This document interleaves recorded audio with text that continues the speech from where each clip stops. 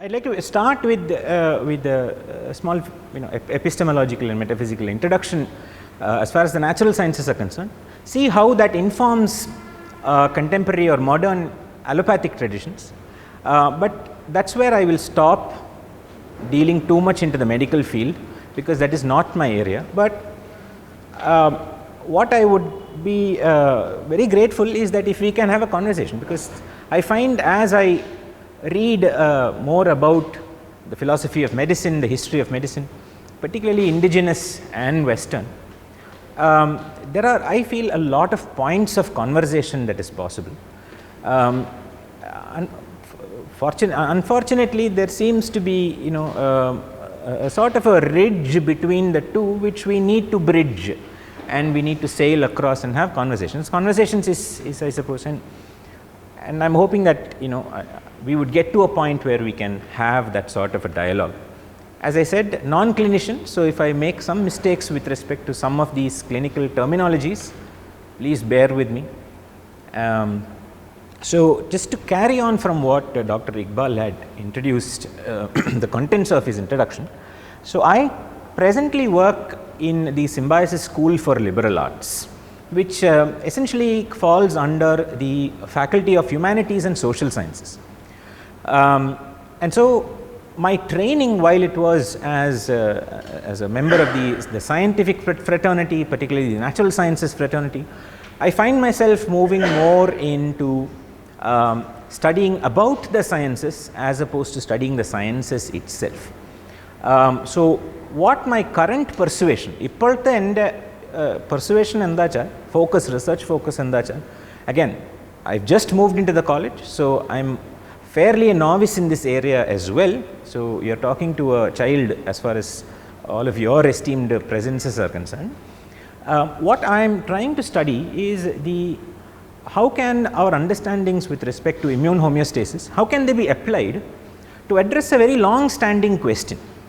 In fact, I would call this the principal question in biology. Ella epistemological wisdom traditions, there is something called a principal focus, or underlying question, or a set of questions. And for instance, if you take up philosophy, what is a very principal question. You can replace that, or you can add anything to that. Is what is God, what is faith, what is value, what is knowledge. Now, the technicalities may differ, but the principal question is what is. One of the most fundamental questions in biology, for instance, is what is an organism. If you go by the textbook understanding of this term organism, we tend to think that there is the human being, or there is the cell, or much of our definitions tend to be, number one, physiological, number two, it tends to be anthropomorphic, nammada perspective vechittu. And when you dig deeper, you begin to understand that there are several ways by which the idea of the self, or the organism, or the individual can be discussed. And my persuasion, people have talked about this in a robust discourse, but I'd like to, as a person who's venturing into the School of Humanities and Social Sciences, begin to understand this question.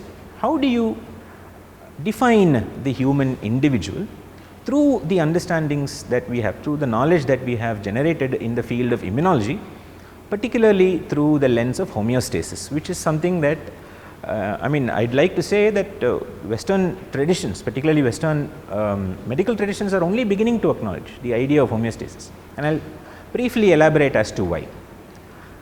But prior to this, my work was, as Dr. Iqbal was saying, was in the University of Edinburgh and the University of Glasgow. But I am going to limit my talk to the work that I carried out in the University of Edinburgh under the aegis of the Center for Inflammation Research.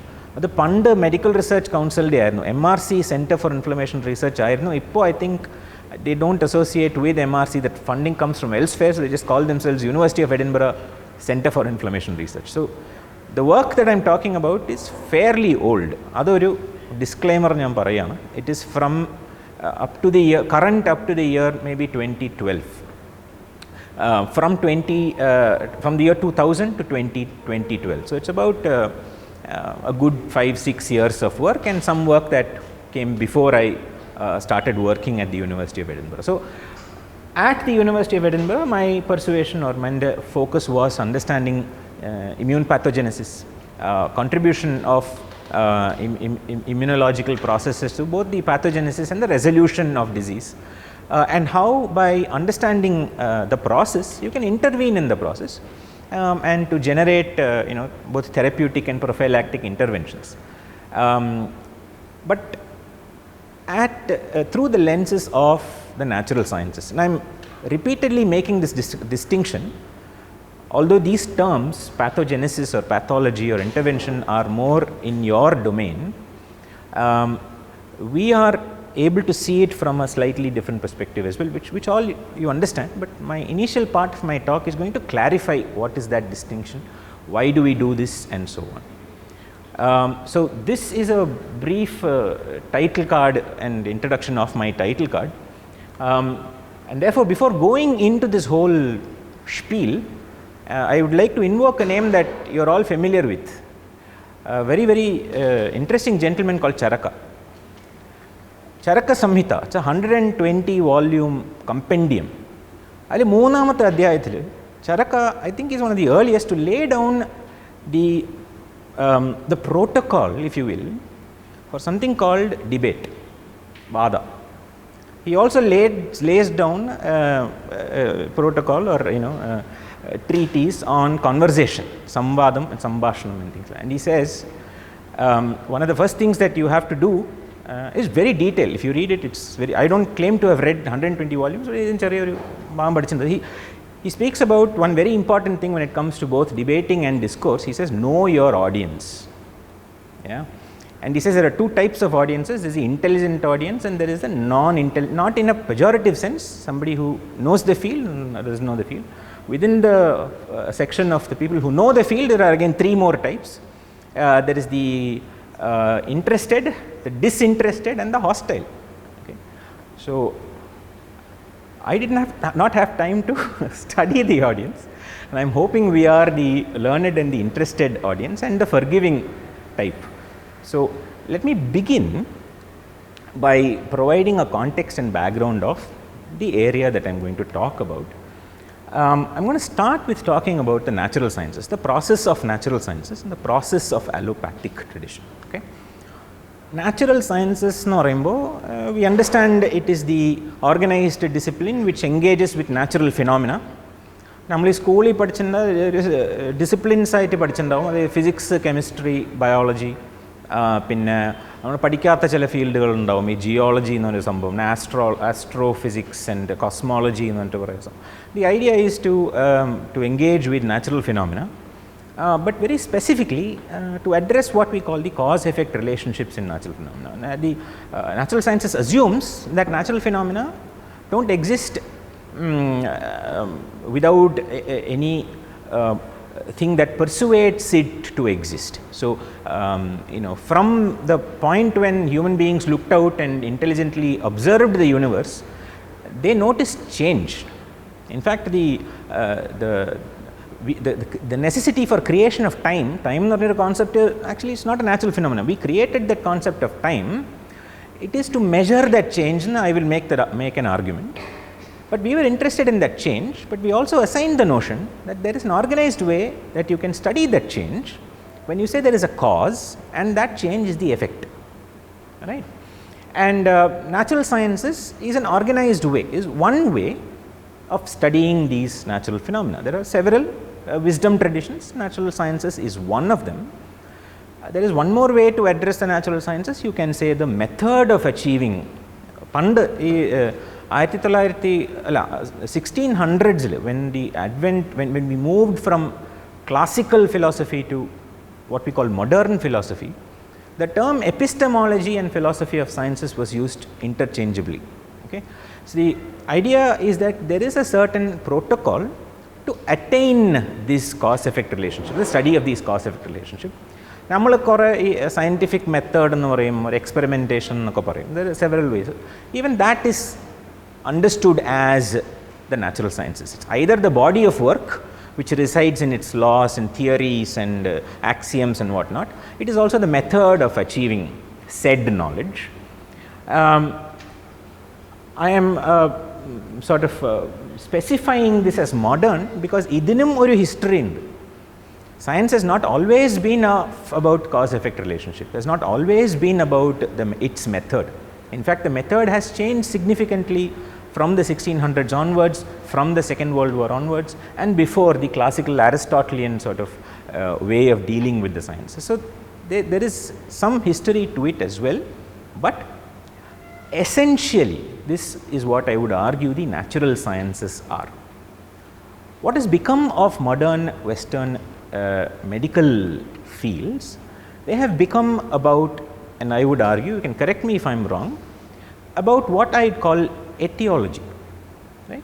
It is about the cause, and you diagnose the cause, and Dr. Iqbal was jokingly saying hopefully it is a single cause, and that single cause then can then be intervened, and that is where you decide to stop the process. There is a long discourse of whether medicine is a science, or is it an art, or is it a technology which addresses the human need. Of course, I am making the distinction between science and technology here. That is a robust discourse there, but I would argue that the medical field has its own questions that fundamental question that it tries to answer, but I would argue that fundamental questions often are related to the etiological, the diagnostic and the interventive. Okay. Is there a relationship between, of course, the etiological, diagnostic and the interventive? Is there a relationship between sciences or natural sciences and allopathic traditions? Is there a directionality to that relationship? Normal, does science inform medicine, or does medicine inform science? Does diagnosis inform intervention? Does intervention inform diagnosis? Okay, that is one of the persuasions that the medical field and the allopathic field in the context of the natural sciences tries to engage with. So, we have got to keep this in mind through the talk. I am going to very quickly tell you about the philosophical foundations of the natural sciences. When it started, when modern sciences started, epistemology and the philosophy of science was comparable, but we now know, we now understand that there are metaphysical aspects to the natural sciences. Metaphysics nu parnal, the principal question is what is? Physis, substance, endana sambhavam. Understanding the sambhavam and going beyond the sambhavam is metaphysics. Right? Then there is epistemology or knowledge. How do you know what is? What are the ways of knowing what is? How do you adjudicate that process is what the epistemological tradition. Once you know what is, how do you assign some value to it? Good or bad, useful and utilitarian, what not?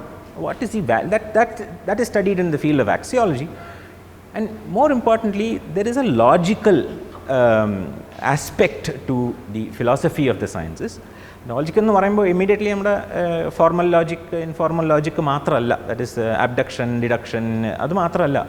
I would argue that linguistics, the way you discuss that knowledge, also has a logical framework, a formal logical framework. This is something actually fairly familiar with the Ayurvedic practitioners. For instance, yes, not just that. In the science, how do I discuss? For instance, how do I say this is the force that is acting between two objects? I would relate it to its mass, I would relate it to its distance between each other and its centers and so on. പക്ഷേ അത് നമ്മൾ വാക്കുകൊണ്ടല്ല പറയുക, അതിനൊരു form ഉണ്ട്, അതിനെ formula എന്ന് പറയും. That is the formal logic I am talking about. In fact, mathematics, Ganitha Shastram, which is often nowadays used merely as a computational, or at least taught in the pedagogic space as merely a computational device, actually I would argue has got all the aspects or all the properties of a language. It has a vocabulary, it has a grammar, there are particular ways in which you place these variables, you understand relationships between variables. But what does mathematics do? Mathematics essentially is a language of conversion of the abstract. It discusses the abstract. I often tell my students, if I tell one student to draw a circle, I am using English as the medium of instruction. That person will come and draw a circle, but that is not the circle that I want. I ask another student to come and draw a circle, the other student will come and draw a circle. That is probably the circle that I want, but chances are it is not.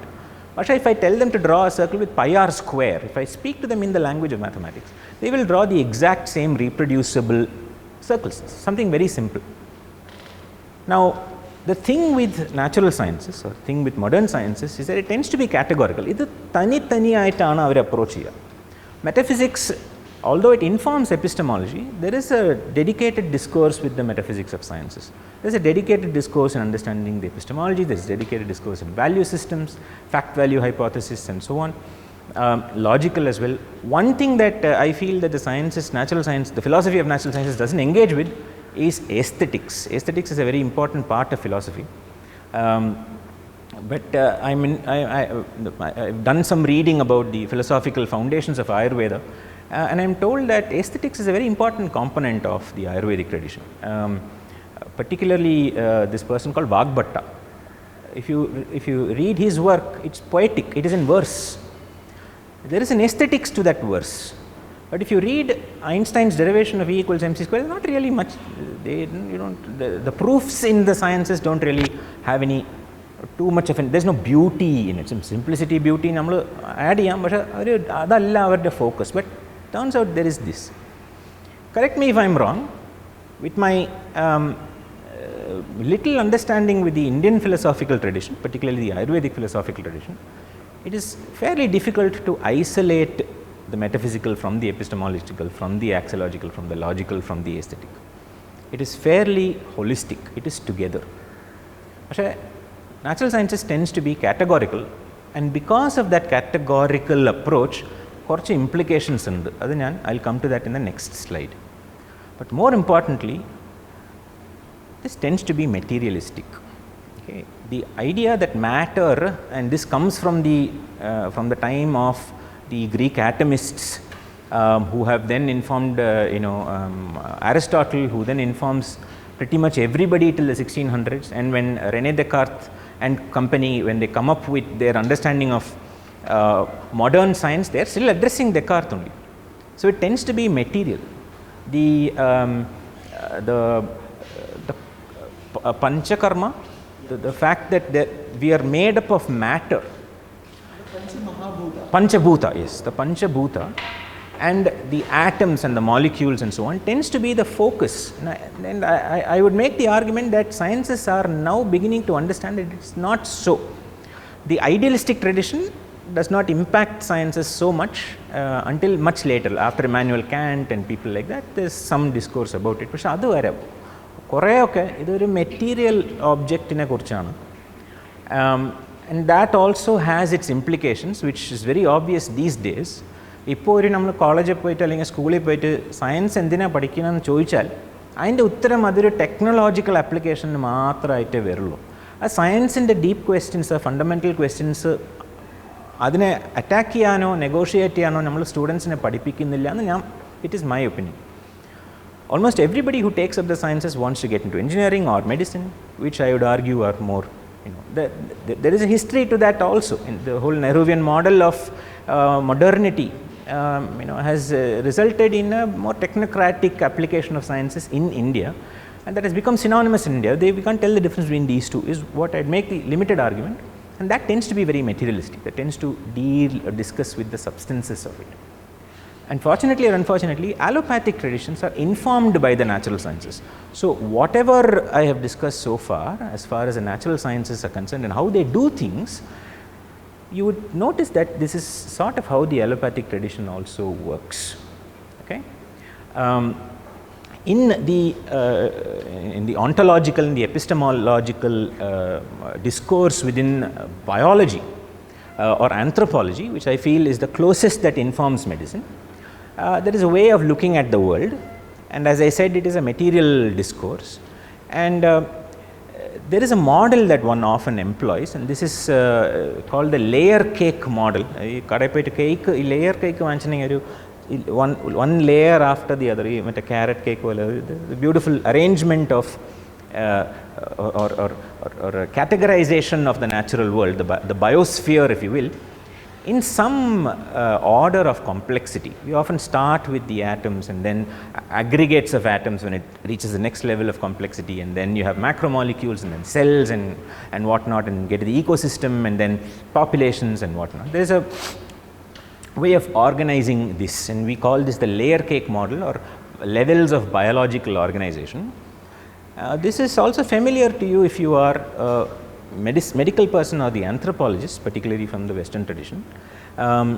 You would do this kind of a discourse where you have these macromolecules, proteins, fats, carbohydrates and lipids coming together to form something more structural and functional, which we call cells. Similar cells aggregate to tissues, similar tissues or different kinds of tissues aggregate to organs, and then organ systems, and then finally the larger organism. Okay. Now this is what you would have noticed that the focus in all of these descriptions is that of the substance, is that of the material, and we call this substance ontology. What is a thing? That thing is essentially a collection of substances, collection of material objects. Okay? Now we are beginning to understand, and this is where the bridge between indigenous medical sciences and allopathic and the natural science, Western modern sciences, I feel happens, is that a fairly recent way of looking at it is actually not recent. I will make the argument that it is, I mean, when we have this kind of discourse, I would say it is not recent, but it has gained popularity in Vanayam, is that a thing that you see, an entity or the organism that you see, is actually a collection of processes. It is not a collection of objects, but it is a collection of relationship between objects. Okay? One of the most common social science or non-science example we give, something that you can understand, is the social network. Okay? The whole world, the societies that we see are networks of individuals, and each of us influencing the other. Gone are the days when we look at a society as a collection of individuals. Now we are connected individuals, and that has applications or implications in healthcare, and I am sure you are aware of that. Okay? With the rise in mental health concerns across the world after the advent of the social network is a minor cause effect sort of a. So that's a larger example that, and I thought it would be interesting to give. Also, if you have some time, I'd urge you to go visit this website and play this game. You can play it on your phone also, to understand how Facebook and Instagram and things like that, how they function and how they make us feel what we understand as the dominant discourse, the larger idea, and the minority discourse is actually, that is it's a matter of perception. This game argues, but it's very good. You can please go and quickly play on your phone. Right? Now this is important. Now whether you are dealing with substance ontology or when you are dealing with process ontology, one thing that the natural sciences, as I was just telling you, does is that it makes this kind of a parts and whole distinction. Right? The larger organism is the whole, and that organism consists of various either substantial entities or interacting substantial entities. As you move towards the individual parts, as you start studying the parts, there is actually no end. You can keep reducing it and reducing it and reducing. We achieve a process called reductionism, and then there is what we call collectivism or holism, where larger questions are addressed.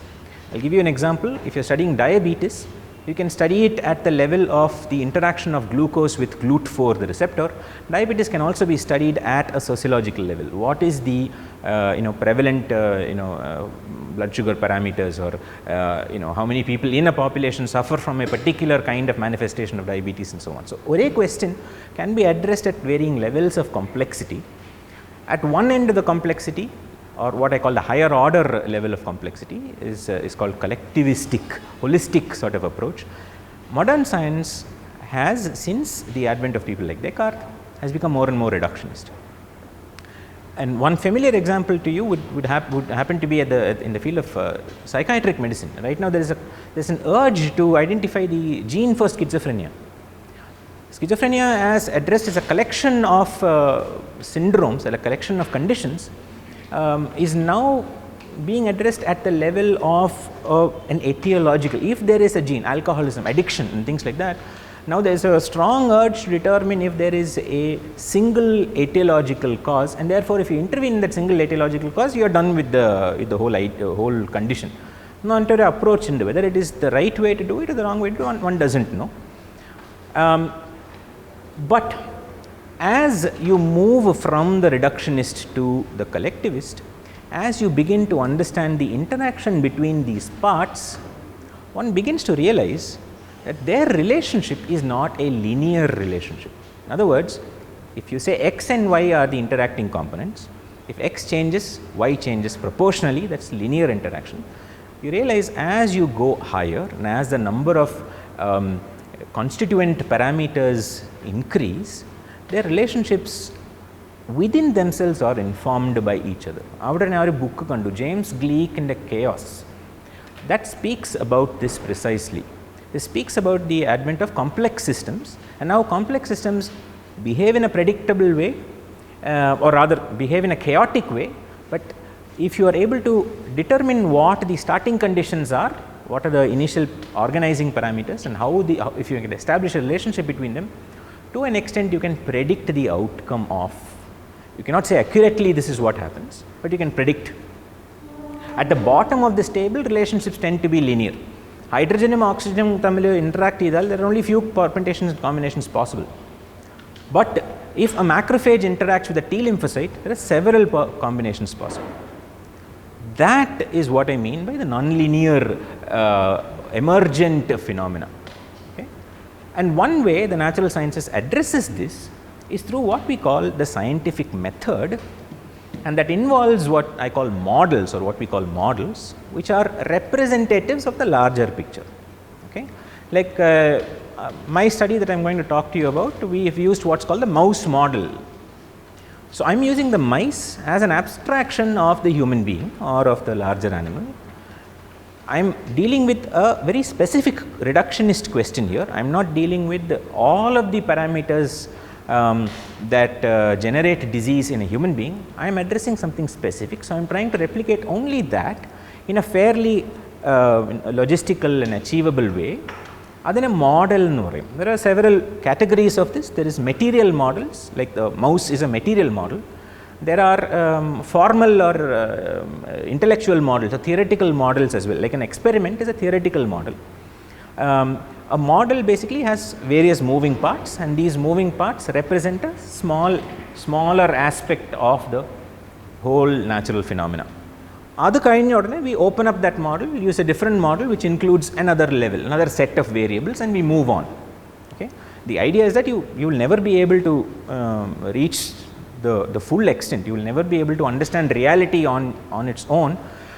Adinam, there is a fairly robust discourse of how you as an observer will never be able to de-link yourself from the natural world. So, you are always going to be, you cannot have a bird's eye view from the top, you are going to have a window matra kittulla. But aa window padikkan koodittu we have to break it down into more digestible parts, and then once you have finished understanding that, you open it up. Once you have understood all the molecular machinations that go into causing inflammation, that you say, then you move on to the cellular aspects, and once you finish the cellular aspects, you move on to the systemic aspects. It is unachievable, it is an endless process, but there is at least a protocol, there is an organized way of going about this. There is one other thing that one does, which is something called setting up a hypothesis. You provide for the most logical answer or logical explanation to that question, and more importantly, that answer has to be testable. That is experimental, some way for you to verify it. We call this the hypothesis. Right? I am sure you are familiar with these terms, I am just contextualizing, as I said. Okay? Now, one very important component of the process ontology of living systems is this phenomena called homeostasis. Now, what is homeostasis? Homeostasis, quite literally, etymologically, it just means stable state. Homeostasis, stable state. Other as I was discussing with your colleagues here, Ayurvedic traditions have long established discourses on the concept of homeostasis, whereas the Western medicine and the natural sciences particularly, our term vannathanne oru 1900s ilana homeostasis ennu പറഞ്ഞിട്ട് Claude Bernard, that's the time that he coined that term. When he was studying the glucagon and adrenaline responses to stress, he found that when the animal is agitated, one of these things go up, and then there is the other thing that comes in and balances out the rise in one of the hormones and so on. So the idea was that living organisms exist as stable states, as homeostasis. This is a fairly prevalent, in my understanding, discourse within the Ayurvedic tradition. Samya, I believe, is the word that is used to talk about homeostasis. Homeostasis, just to give you a tiny introduction, there is often a stimulus which is perceived by a component of the homeostatic machinery called a sensor. Then the sensor communicates this information to a control center or a process center. The process center then decides the extent of the stimulus, the magnitude of the stimulus, and then an effect happens. The effect is to neutralize that variation. This stimulus can be internal to the system or external to the system. It depends on how you draw the demarcating lines. Okay? Now, as I was saying, modern medicine is only now beginning to understand or use the homeostatic principle as a means of arriving at the stable state, right? Or as a possible means to address disease, right? We are moving away, I suppose, from the more etiological concerns, the more reductionist concerns, to slightly more holistic. There is a push in the West towards what we call holistic medicine and so on, which is something that the Ayurvedic traditions have long been established. There is a fairly significant philosopher of Ayurveda, which I'm sure you have heard of, Dr. M.S. Vaidyaratnam. He speaks fairly about the interaction between modern sciences and the Ayurvedic tradition, and he speaks extensively about the idea of homeostasis and how Ayurveda is a holistic space. Western science talks about and allopathy is all about labeling things. So this and it becomes about that. Whereas it's a fairly different process, fairly higher order, if I can say, way of dealing with the process of pathogenesis icota, disease and manifestation of that pathogenesis icota, and intervention is also fairly higher order. And this is where I'd like to jump off to, well, one additional slide. Homeostasis in the physiological space also exists at different orders. You have homeostatic phenomena occurring at the molecular level. For instance, what you're familiar with, the glycemic homeostasis happens at the level of the molecule. Then you have cellular homeostasis, and there is homeostasis that happens at a systemic level. I would argue that homeostasis occurs at an ecological level as well. The whole evolutionary paradigm is a homeostatic paradigm. Okay? The interaction between the environment and the organism, the interaction between several organisms and the environment and that organism, and so on. But in these systems, which are more applicable to the physiological space, my focus has been studying what we call immune homeostasis. Immune processes as homeostatic phenomena, but more specifically the inflammatory process. Okay?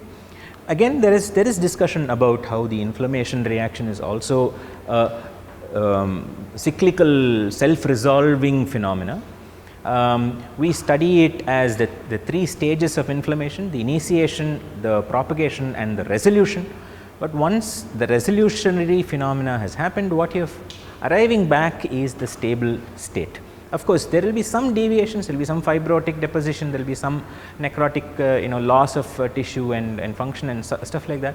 But the belief that if you let this be, the system will resolve itself. Again, Vaidyaratnam states this example from Vagbhata about the well and the patient.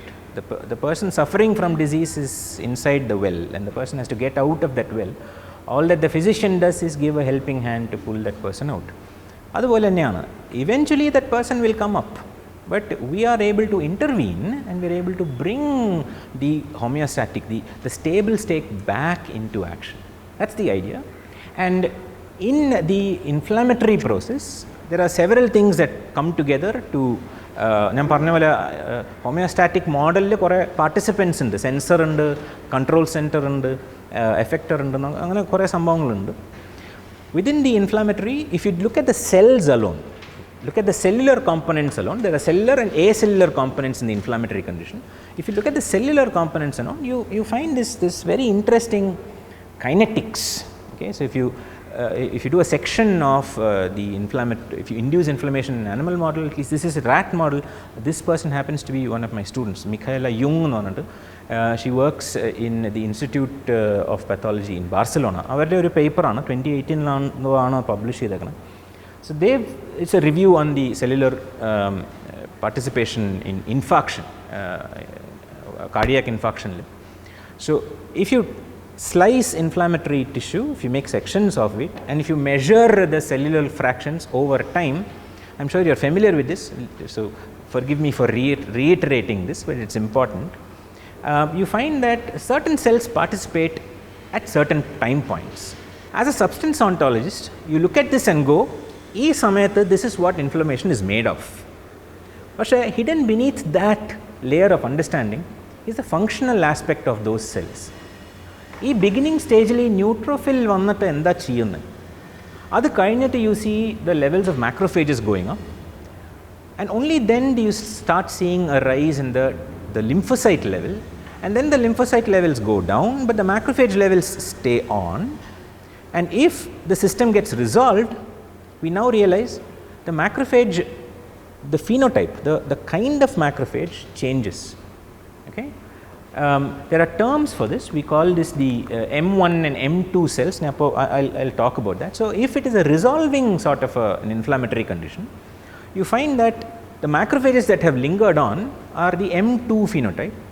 If it is the more inflammatory, the chronic condition, it is the M1 phenotype, which is the one that draws these T lymphocytes, which is one that draws more neutrophils and makes that tissue very cell heavy, infiltrate heavy. And eventually there are things that adine consequences in all of these cells that are coming in are really angry, they are bringing in the nitric oxide, they are bringing all kinds of superoxides and VEGF and things like that, which will result in all kinds of pathologies. But the minute it changes to the anti-inflammatory phenotype, the M2 phenotype, the M2 macrophage has stopped secreting these pathogenic soluble molecules, no TNF alpha, no IL2 and all that. It starts making these mediators, it starts secreting a different profile of mediators that tends to be respiratory. That helps revascularization, that helps cutting down deposition of fibrin, that helps in restoration of the cellular architecture of that inflammatory site and so on. That is how the inflammation resolves. So, just to give you I'll come back to this slide, but just to give you a textbook, what is that, spread of the immune system, or I am going to use the term immune network. I would say there are the cellular components and the acellular components. You are familiar with this, I am sure. The cellular components can be of various types. You have the granulocytes, then you have the phagocytes, the cells that eat and present the antigens and so on. And then these phagocytes then later talk to what are called lymphocytes, which generate more specific responses to the onslaught, to the injury. But this cellular components matrana, immune responses also contain acellular components like mediators. Not just mediators, there are effectors also. Antibody, for instance, is an effector molecule. It is not a cell, it is a molecule. Complement system is an effector system, and so on. So, there are the acellular and the cellular components. Cytokines are the mediators. Chemokines and cytokines are the mediators of this. They are the cross talkers between the different cells. Interleukins mean between leukocytes. So, it is a cross, it's a language system that exists between these lymphocytes. So, these belong to the acellular category. We've also traditionally spoken about the physiological barriers, the innate immune system and the adaptive or the specific immune system. Other qualities and like the innate system here tends to be non-specific. It is fairly immediate in its response, but it does not carry memory, does not remember the type of pathogen that I mean, that is also, you know, we are beginning to understand that may not be true. There is some sort of a low level memory associated with the innate immune system, but the more robust specific responses are generated by the more delayed responders, which are the members of the adaptive immune system, such as the lymphocytes and so on. Within the innate system, you have the antiviral and the inflammatory. Okay. I'm sure you are familiar with the pathology of COVID-19. So, we are beginning to understand that COVID-19 is an innate problem, in the sense the reason why the pathogenesis, the severe pathogenesis of COVID happens is because the adaptive is not turned on. If that is turned on earlier, people are either asymptomatic or people resolve it fairly quickly. That balance, that homeostatic balance between the antiviral and the inflammatory is lost. There are certain functions of SARS-CoV-2 which pushes or drives a chronic inflammatory and shuts off the antiviral component of the innate immune system, which is essentially why you get the lung infiltration and pneumonia, and then which leads on to more hemodynamic problems and then more systemic conditions, and eventually the patient dies and so on. But what vaccination obviously is trying to address is to help the specific system kick in earlier. The B and the T lymphocytes come in fairly earlier, and they are able to deal with the SARS-CoV-2 much more efficiently, let me rephrase, it is able to counteract the intelligent mechanism that SARS-CoV-2 has, which is able to bring down the antiviral and bring up the inflammatory. Okay. The reason why it has to do that, obviously the virus needs cells to survive, therefore it likes to draw cells in. When a system goes into an antiviral state and all the protein synthesis and everything is shut off, so it is not beneficial to the virus. The virus needs cells to propagate, therefore it switches the whole system into a phenomena whereby more and more of its houses are real estate broker. It brings in a lot of these cells into which it can get in and whatnot. You can think of that switch between the antiviral and inflammatory like that. Now going back to this slide, which I promised I will come back to, I was telling you about these two phenotypes of macrophages. Phenotype is a word that speaks about the functional and the structural characteristics of a cell.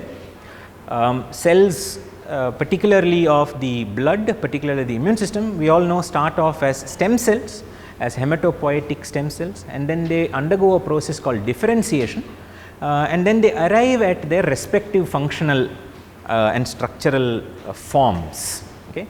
You will not believe that both the erythrocyte, the red blood cell, which is that small disc shaped cell, round, very neat and very presentable to look at, and the really bizarre looking dendritic cell all came from the same cell. Right? That process is called differentiation, or the acquisition of the phenotype, the functional and structural phenotype.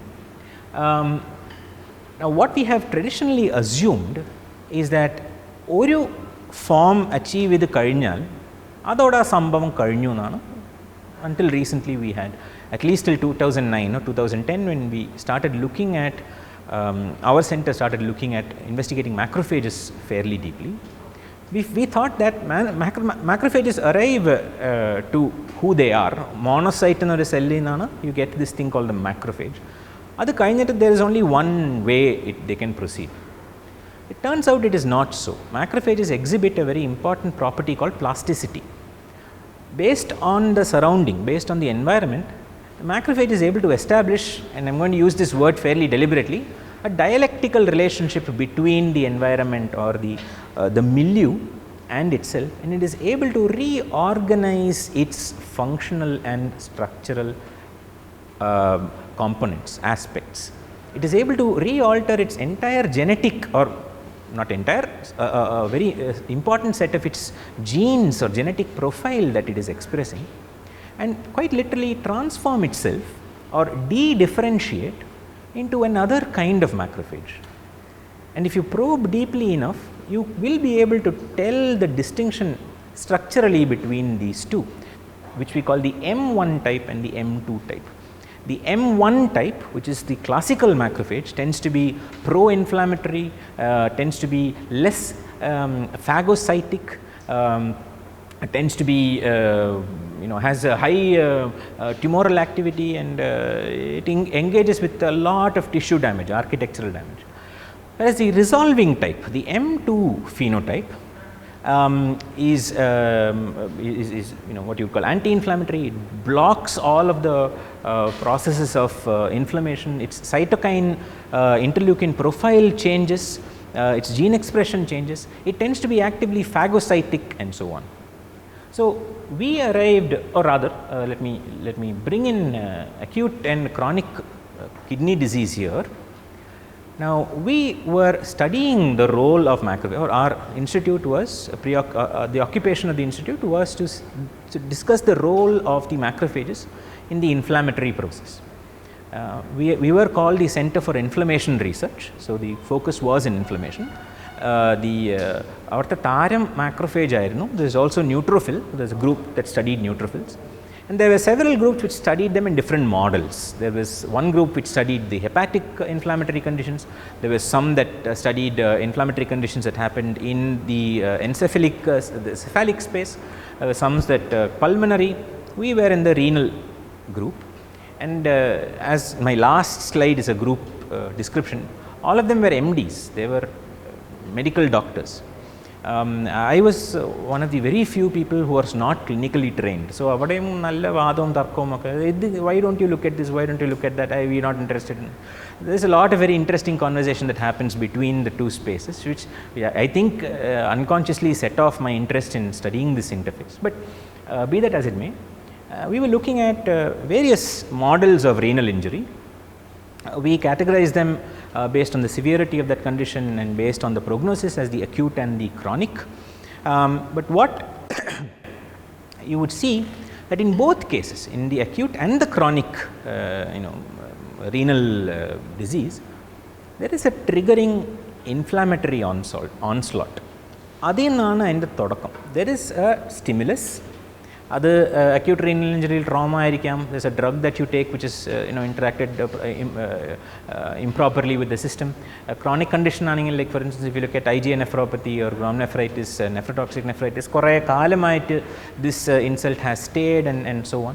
Whatever it is, other than the other, of course, there is vascular complications and there is other tissue level complications.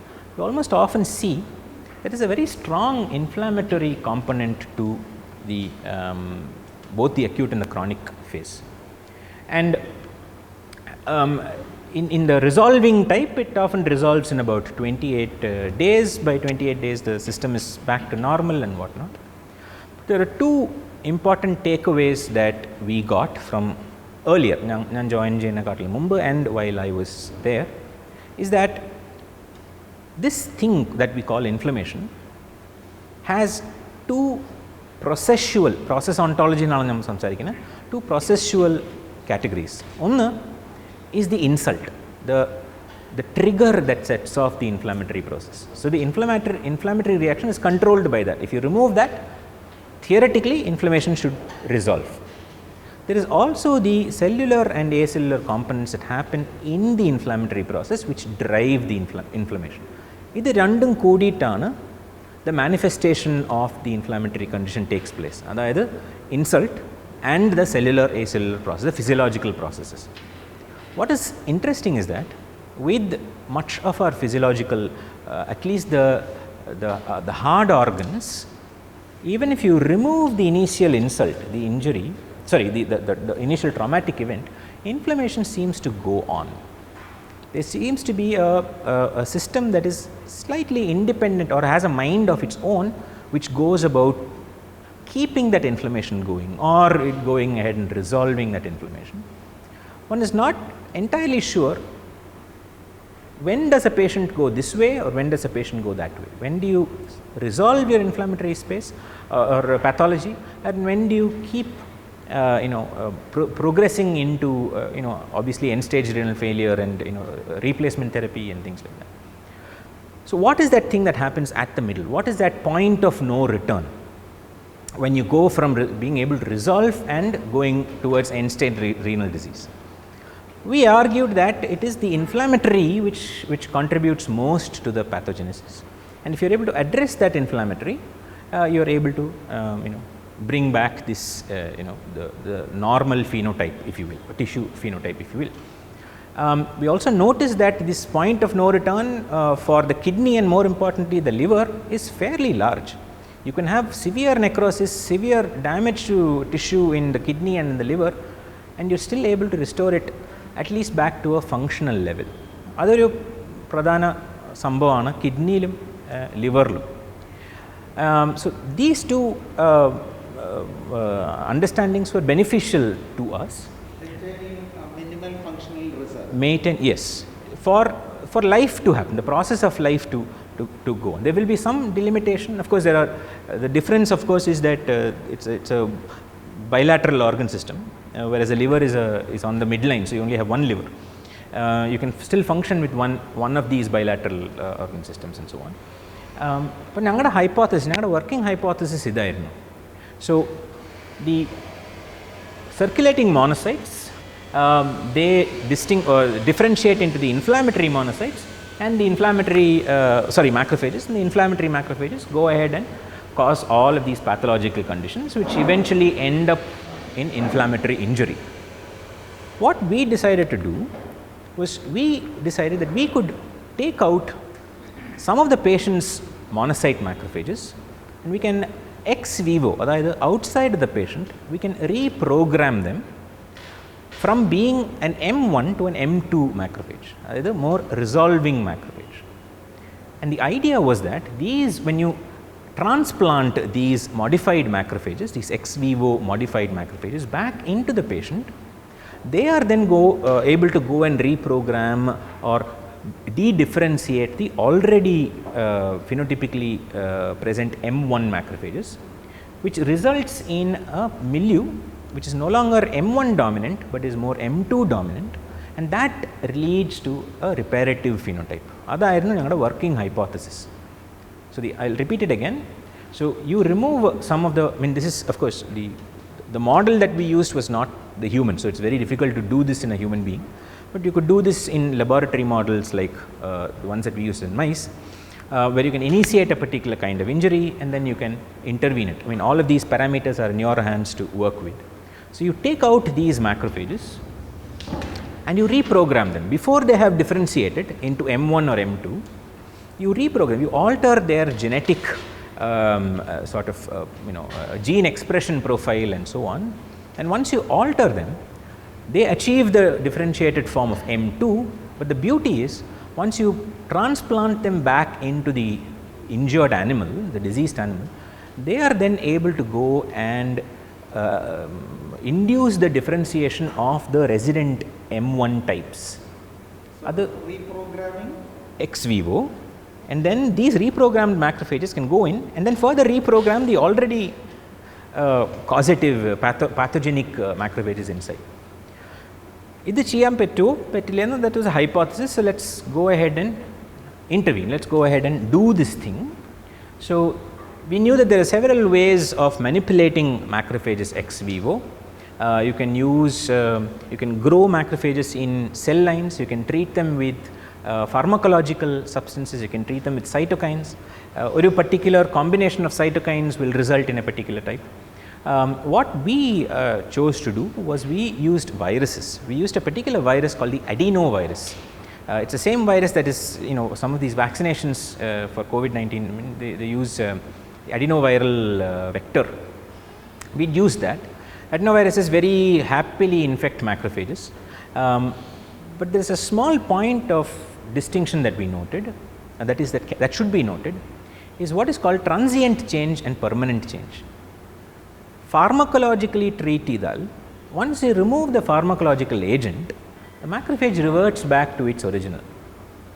But what you want to do is that you don't want to treat or prepare a particular subset of macrophages, inject it into the organism, and then the macrophage goes inside and becomes something else. You want to have a lot more control in it, so you induce what's called permanent change. at the level of gene expression, at the level of the genotype, you bring in these change, which results in a slightly more long sustenance in that M2 form. That is our idea. So, we did try pharmacological work, but we stuck to more viral means of gene manipulation. And we used this system called the adenoviral system. Adenoviruses are beautiful viruses. They have what is called a synthetic genome. Viruses are, in my opinion, the minimalist of the living world, of the biosphere. Avarikku endha avashyam adu maatra excess onnuilla. They are very minimalist, very Franciscan in their approach to life, I feel. So, they only have the genes that are absolutely necessary for them to do their job, which happens to be the enzymes and the structural, and they are also minimal in terms of their macromolecular architecture. Proteins proteins and nucleic acids and we know these two are related.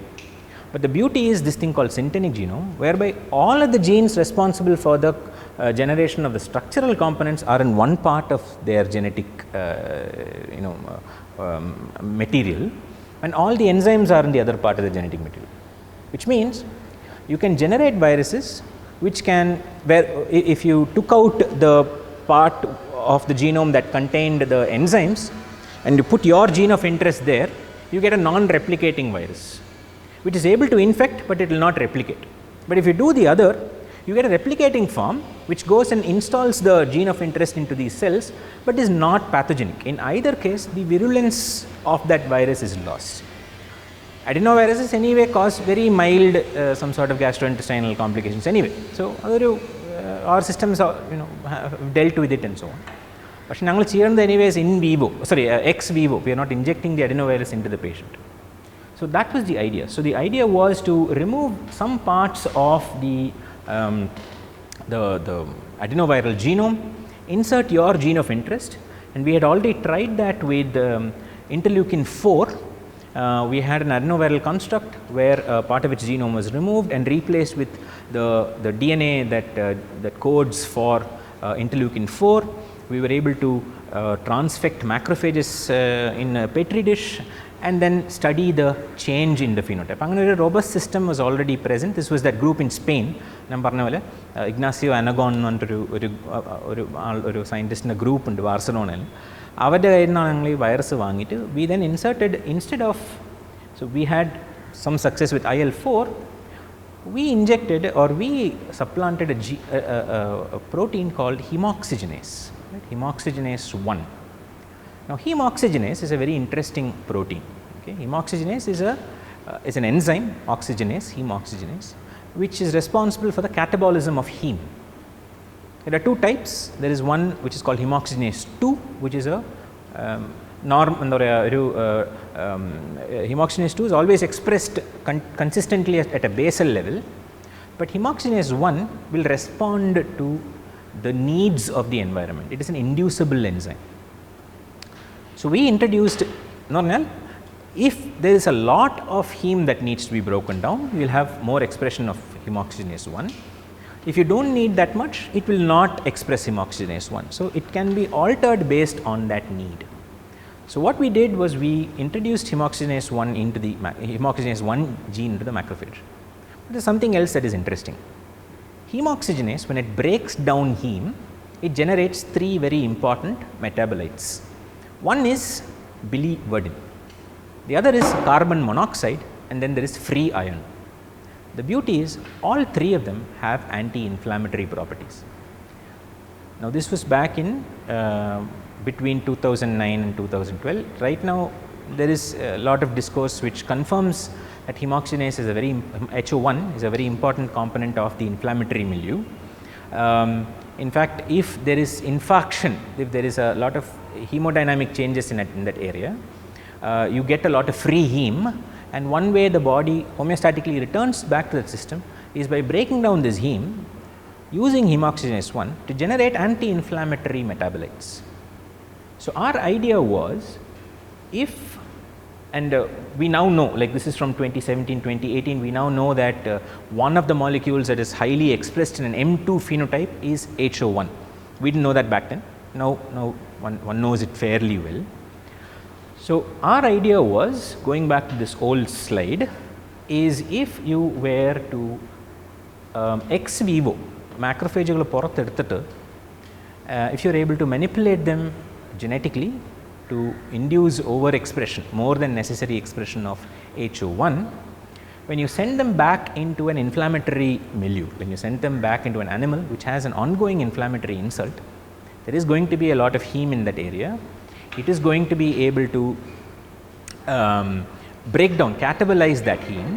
The products that heme catabolism generates are going to then go and change the resident angry M1 macrophage phenotypes to M2, and very soon that milieu is going to be overrun by M2 phenotype macrophages, which is going to result in inflammatory injury. We were not sure if we will be able to, this will be able to restore the tissue architecture. I think that's a separate story. That's a vascular component. It is not necessarily an inflammatory component. We are not entirely sure if the vascular changes also will take place, but we were quite sure that, or quite confident that the inflammatory space or inflammatory homeostasis can be achieved by ex vivo reprogramming, quite literally giving the patient a helping hand from the well. So, we used a mouse model. In the mouse model, we were able to extract bone marrow cells. Bone marrow cells, as you all know, are laden with these hematopoietic stem cells. Adine flush ചെയ്ത് പുറത്തേക്ക് എടുക്കാനുള്ള ഒരു process ഉണ്ട്. That was fairly well established in the lab. We constructed an adenovirus which carries the HO1 cDNA, and then we infected the macrophage using the adenovirus that carries the HO1 cDNA, and therefore all the macrophages at the end of this process are all HO1 expressing, okay, are all M2, okay. And this was confirmed through standard Western blotting of the HO1 protein, and we also did an activity assay, because it's an enzyme. It's not enough if it produces just the protein, it has to be active protein. There is a kit available which it is able to photometric calorimetric kit if there is if it's able to digest heme, it is able to produce a brown colored compound, which I think is has got something to do with the oxidation state of iron. So, heme breakdown generates iron, and one of the oxidation states of iron is brown in color. So, the amount of brown that is generated is proportional to the activity of the enzyme, so that you can make that kind of relationship. So, we use a standard colorimetric kit to establish if these macrophages were expressing only HO1 protein, or are they expressing active HO1 enzyme, which we realized they are actually producing the working form of that enzyme. We used a model which is used to study acute renal injury, which is called ischemia reperfusion injury. What one does is that one clamps off the draining vasculature onto the kidneys, which results in ischemia, and then when you remove that clamp, there is a reperfusion. Ischemia reperfusion results in an inflammatory injury at that space. Oxidative stress and so on happens at that space. You do that only to one kidney. The other kidney you use as a contralateral, as the standard to evaluate if it's a processual or if it's actually a pharmacological benefit that you are getting. So, that's the process that we did. So, if you didn't treat or if you didn't intervene with IRI, the end result is all kinds of tissue damage. If you successfully intervene, then there is some sort of restorative phenotype. That's the basis of that model. And once we introduce the clamps, I think it's a 20-minute ischemic insult that we present, and after 20 minutes you remove the clamp, and then 20 minutes later you administer these modified macrophages to the tail vein of the mouse, meaning this is the macrophages are sent in, the modified macrophages are sent in after the injury has started, meaning the idea is that the inflammatory process has already, the oxidative process has triggered the inflammatory homeostatic process to kick in. If you don't intervene, that inflammation is going to become pathological and pathogenic, and you're going to lose organ function. But if you introduce this, we did prophylactic introduction as well. we did therapeutic injection as well. So, after the present is what happens after you present the ischemic insult, ischemic reperfusion insult. So, this is data from the in vitro study. So, before injecting, we have to confirm that not only is your macrophage expressing the protein, is there a change in functional aspect. So, is it not just the substance, but also the function is changing. So, what we did was, we took the macrophage out and we treated it with lipopolysaccharide, LPS norem, which mimics the cell wall of gram negative bacteria. So, when macrophages engage with bacteria, they start becoming the M1 phenotype and they will start LPS on the treat what we found out that the level of nitric oxide production and TNF alpha production was substantially abrogated with the macrophages that have been treated with the adenovirus carrying HO1. So, macrophages expressing hemoxygenase, overexpressing hemoxygenase 1, when you insulted them with LPS, they did not present with the standard pro-inflammatory phenotype, they were presenting with an anti-inflammatory phenotype. They did not present high levels of nitric oxide, did not present high levels of TNF alpha. These are the two molecules that we checked. Interestingly, they were producing higher levels of IL-10, which is an anti-inflammatory cytokine. So, the cytokine profile had altered. So, instead of producing inflammatory cytokine profiles of TNF alpha and IL-2 and things like that, they were making IL-4 and IL-10 and things like that.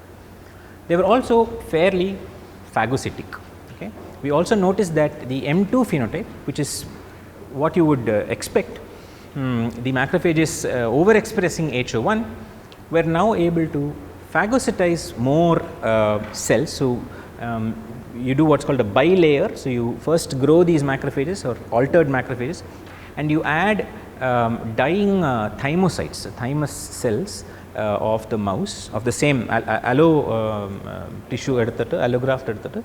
You induce apoptosis in these thymocytes and you color these thymocytes and you add the colored thymocytes onto the macrophage layer. Wait, you go back and check how many of these macrophages have eaten the thymocytes. And we realized that the HO1 expressing macrophages were highly phagocytic. They were taking up a lot more thymocytes than the control macrophages, which demonstrates that in vitro HO1 overexpression results in a M2 phenotype, a resolving macrophage phenotype in vitro. And we took this in vivo. And something very interesting we realized, when you inject these modified macrophages in the tail vein, a lot more of these macrophages, the modified macrophages, end up in the insulted kidney compared to the contralateral kidney. What is even more interesting, which I don't have data for, is that of the if you injected 100 modified macrophages in the tail vein, 60 of them actually end up in the liver, which is very interesting in the sense they go through the hepatic circulation before they arrive at and this happens fairly quickly, right. This happens within 1 hour of injecting the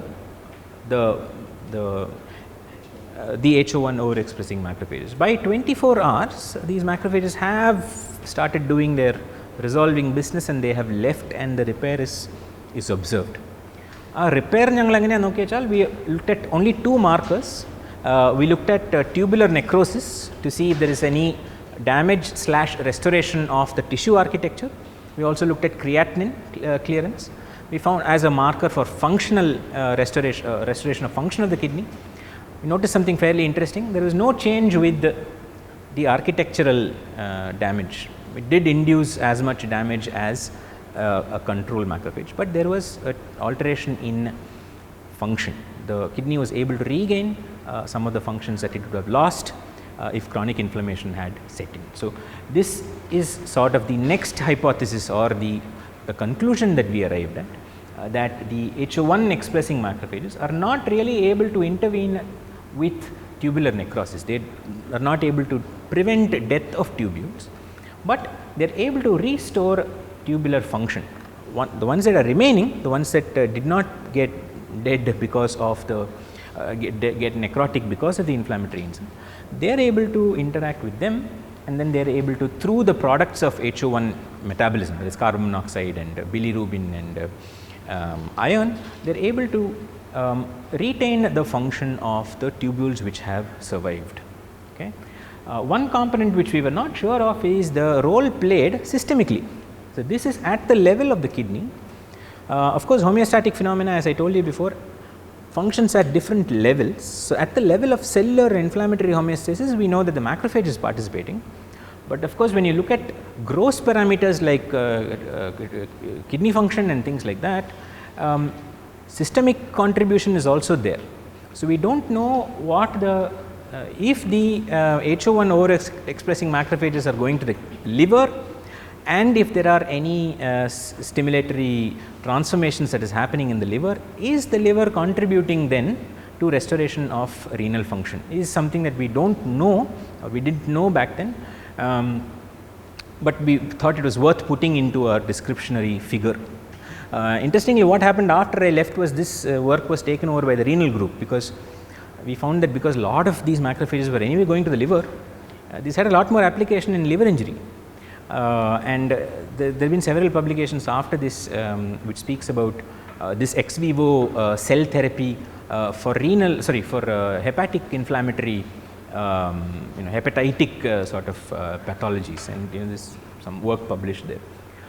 Now, this is the end of my quote unquote natural sciences talk. Now, I am just going to very quickly introduce to you where I am at the moment. The person who discovered this cell called the macrophage is a Russian scientist, physiologist called Ilya Mechnikov. Now, Mechnikov was also one, is also a philosopher of science. He was one of the first people to articulate what has become now a fairly standard way to talk about the immune system, which is something that determines the self from the non-self.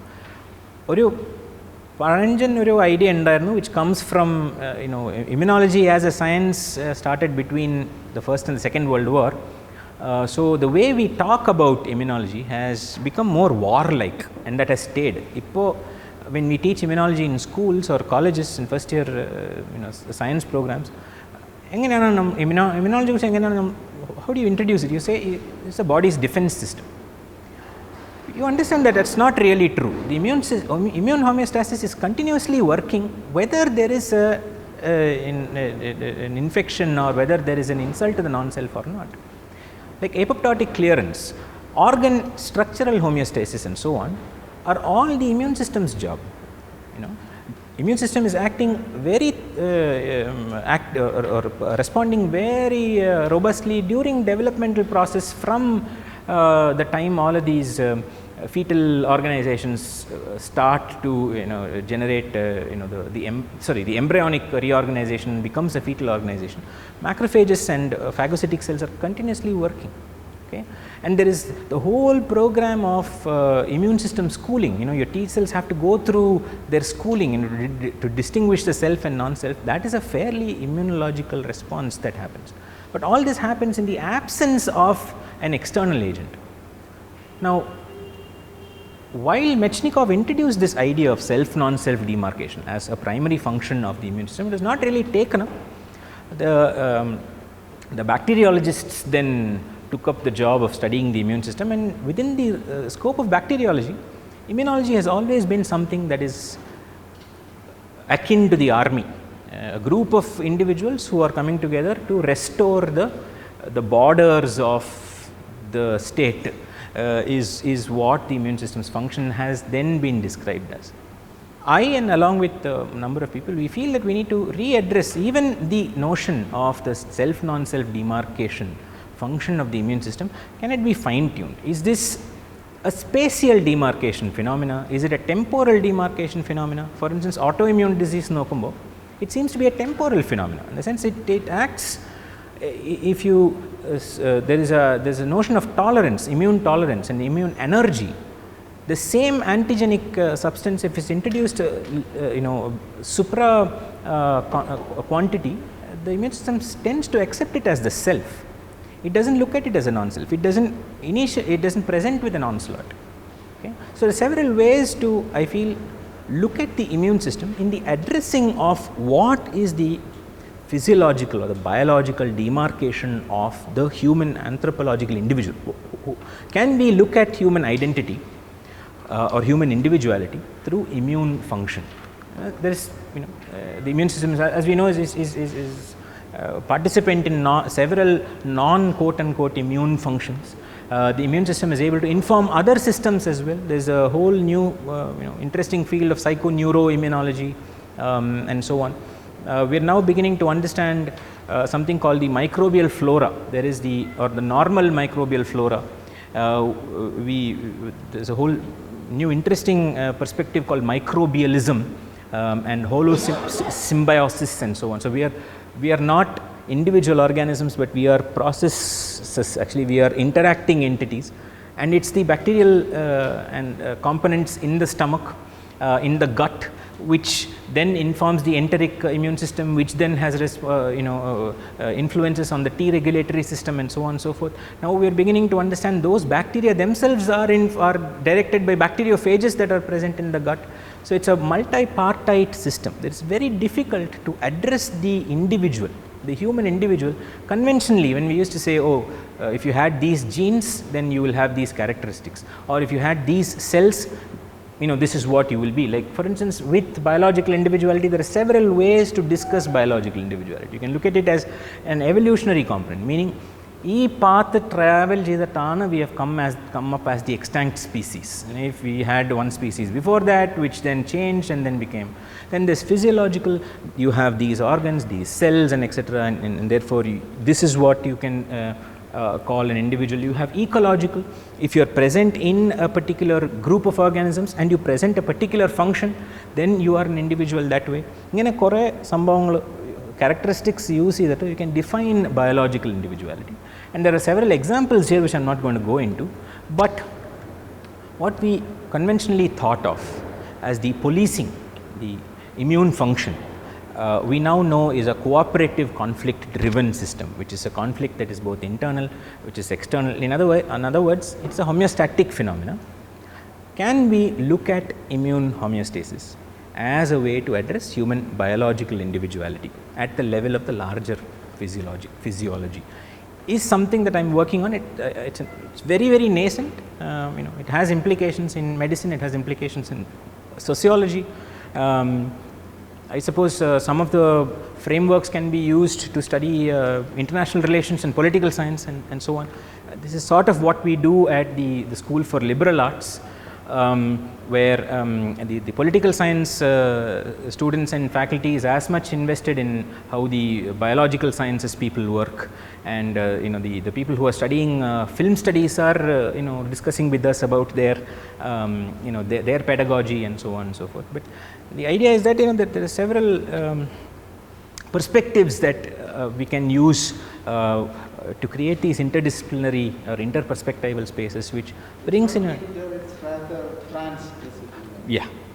trans, multidisciplinary perspectives are all, obviously the NEP has something to say about it as well, the draft national education program. So, that is sort of where we are at. So, I am moving, I suppose, from the life of a natural scientist to somebody who's played in the borders of medicine and science, and now to slightly more philosophical approaches to science, and that is essentially it. This is the group that I used to work with. These are all folks who are MD trained. So, there is Professor Kluth, who is currently the chair of renal medicine at the University of Edinburgh. He was my direct boss. He is a lovely man. He makes the best muffins on the planet. Then there is Professor Hughes, Jeremy Hughes, and my good friend David Ferenbank, who continues to work at the Center for Inflammation Research. And I have underlined this statement. This presentation will be there with you, so you can go back and read what I have underlined. I have said that one of the interests at the Kluth group is to look at adenoviral manipulation of macrophages to overexpress Hemoxygenase 1 and to see how that works with other inflammatory models, particularly the liver. Okay. Presently, I am cited at the School for Liberal Arts, which is one of the schools under the larger Vasudeva Kudumbakam of Symbiosis International University. The School for Liberal Arts is an inter-trans multidisciplinary space. They've been around for the past 10 years, to little more than that. I've been with them for 7. Well, we're training a new generation of students to think in a particular very interesting way, and we collaborate with the School for Biological Sciences, with the School for Symbiosis as a medical school now. With them, I'm extending collaborations to the National Institute of Virology and with the National AIDS Research Institute in Pune.